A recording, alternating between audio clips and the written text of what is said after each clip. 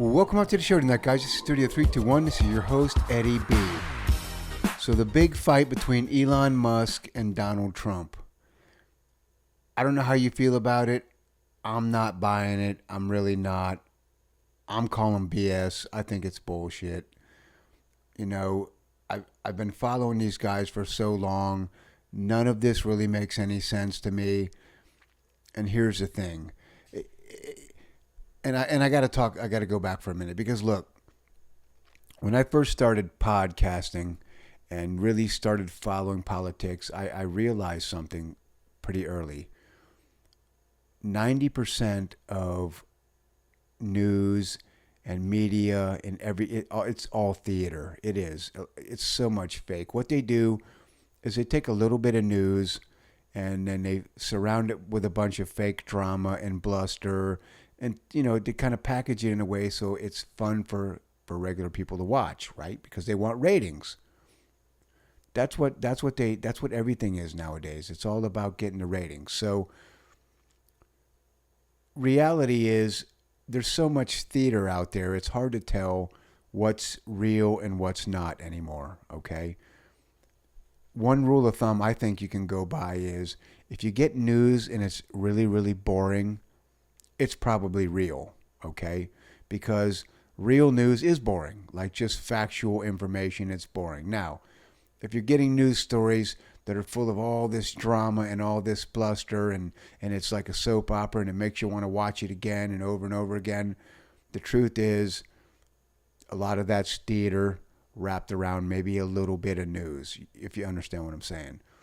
Okay, so the Elon Musk Trump thing, I don't think it's any different. I think this is 95% theater.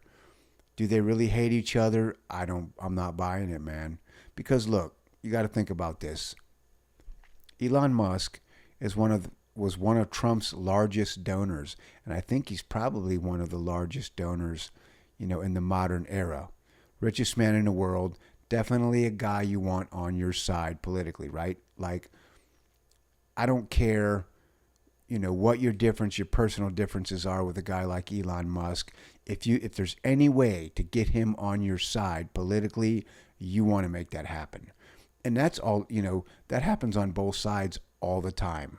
You know, the Democrats, they got George Soros, you know, you got the Koch brothers, they're pretty controversial all the time. There's a lot of big donors out there. And everybody walks around kissing their butts all the time, trying to get their money and their influence. Elon Musk is the biggest of them all. He really is. So why on earth would Donald Trump go out and attack Elon Musk the way that he's doing, right?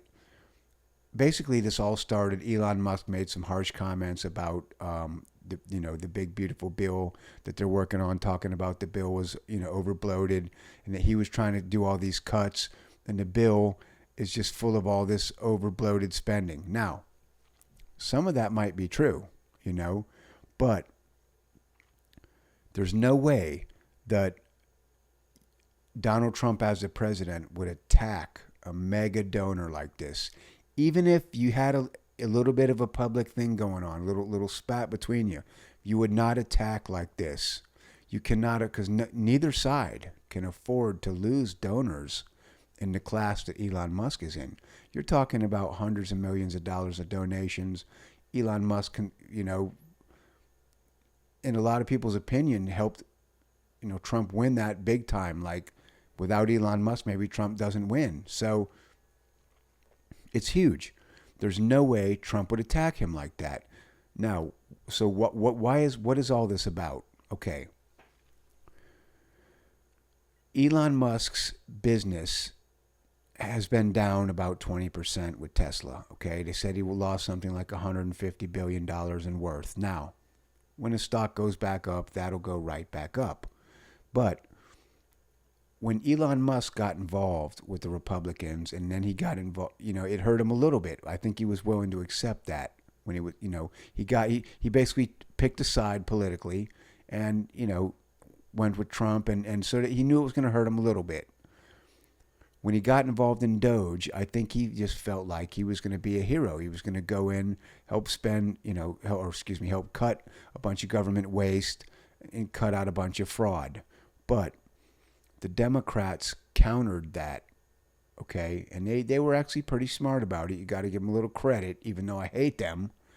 Um, they framed it up like Elon Musk was taking everybody's jobs, and he's a henchman for Trump and all this and that and this and that.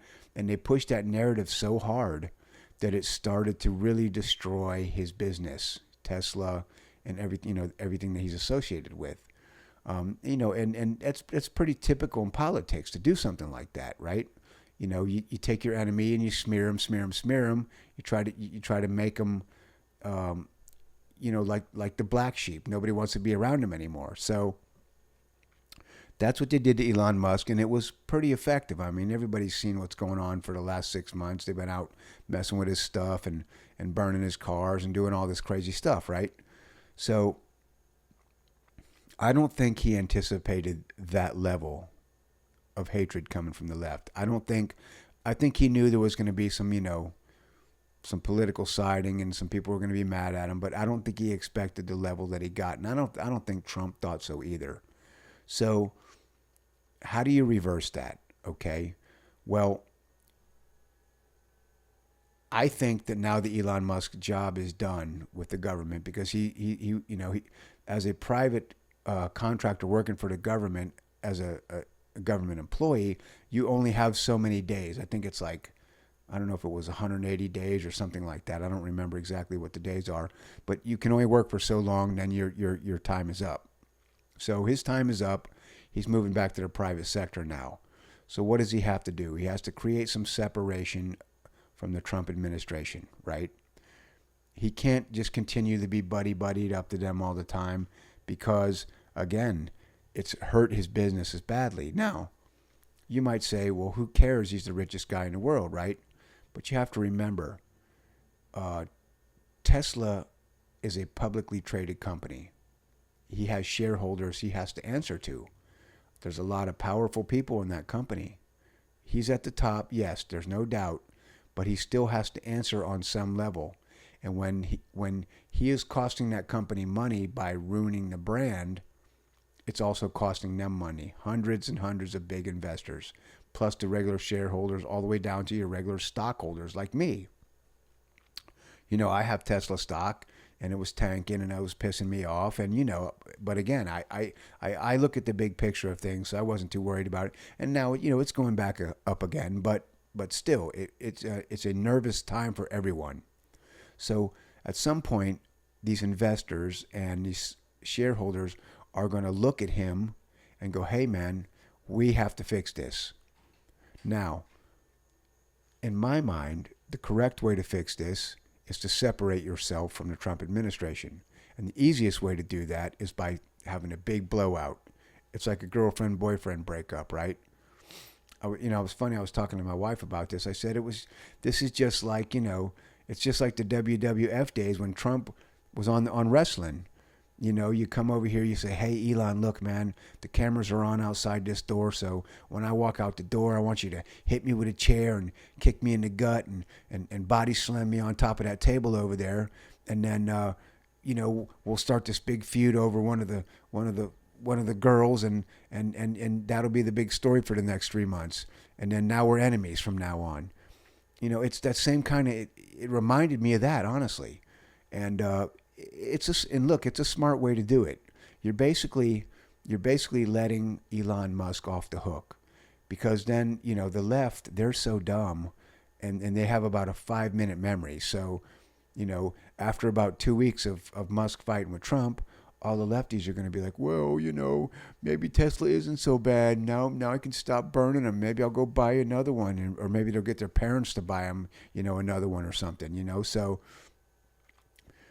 I think that's the idea behind all this, and it's smart because he does need to get back to business, because he is, no matter what anybody says, he is Trump's biggest ally in the private sector, in my mind. He really is.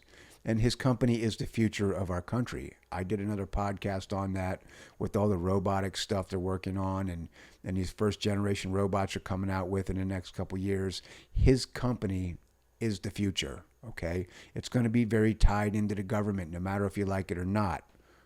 So I don't see this whole feud being real. I don't. And besides, like, it went from 0 to 100 in like half a day. Like, just saying ridiculous stuff about each other.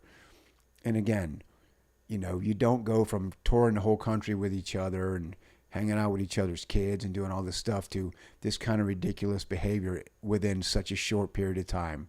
So there is a plan behind it. I believe I understand it, and I think it's the right thing to do. Send Elon back to the private sector. Let him get back to work. He's a great ally, okay? With the separation and the fight between them, the lefties are going to get off his back. Tesla will go back up and, start selling cars again to that crowd. And, because look, that crowd's half the country. I mean, whether you like it or not, they're half the country. So it's better to sell cars to everybody than just half the country, right? And so I think he's going to get back to it.